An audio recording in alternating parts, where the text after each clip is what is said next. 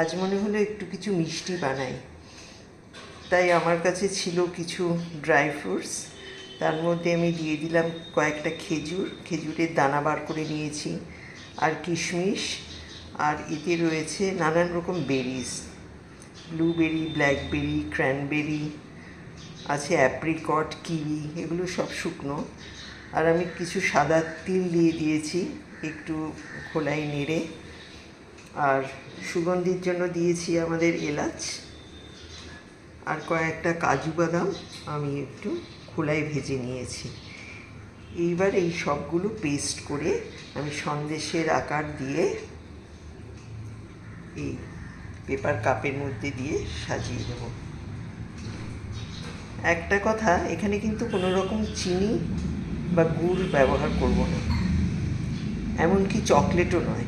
আমি অবশ্য একটু চকলেটের ভক্ত, কিন্তু এখানে আমি কোনো রকমের মিষ্টি আর অ্যাড করব না। এতেই যথেষ্ট মিষ্টি হবে মনে হচ্ছে। এবার চলুন শুরু করা যাক। প্রথমে আমি কাজু বাদামগুলো দিয়ে দিচ্ছি। প্রথমে কাজু বাদামগুলো একটু নেড়ে নেব। কাজু বাদামগুলো একটু পাউডার করে নিলাম। এবার কাজু বাদামের পাউডারের সাথে মিলিয়ে দিলাম ড্রাই ফ্রুটসগুলো।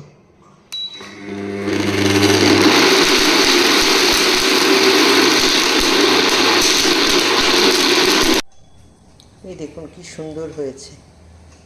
এটাকে নাড়ুর মতোও করা যায়, আবার চ্যাপ্টা চ্যাপ্টা সন্দেশের মতো করা যায়। আমি এবার কয়েকটা সন্দেশ বানিয়ে নিই।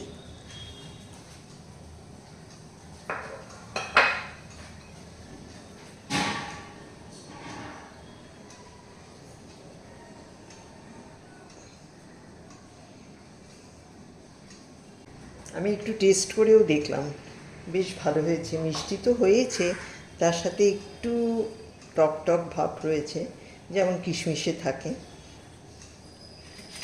বেশ ভালোই লাগছে খেতে।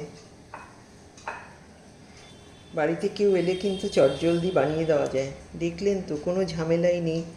কাজু আর এই ড্রাই ফ্রুটসগুলোকে পেস্ট করে ব্যাস হয়ে গেল।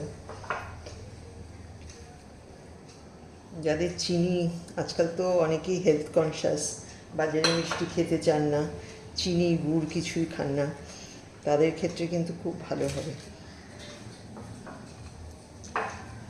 এটা খুব ডায়েট ফ্রেন্ডলি একটা মিষ্টি।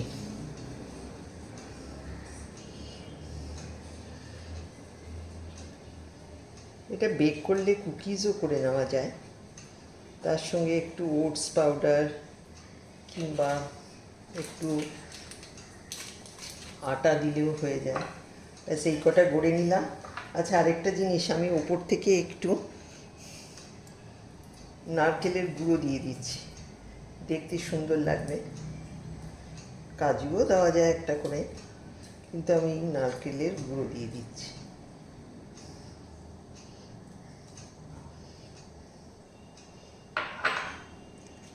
দেখুন তো কেমন হলো, খুব কম সময়ের মধ্যে হয়ে গেল। আপনারাও ট্রাই করবেন, আশা করি ভালো লাগবে।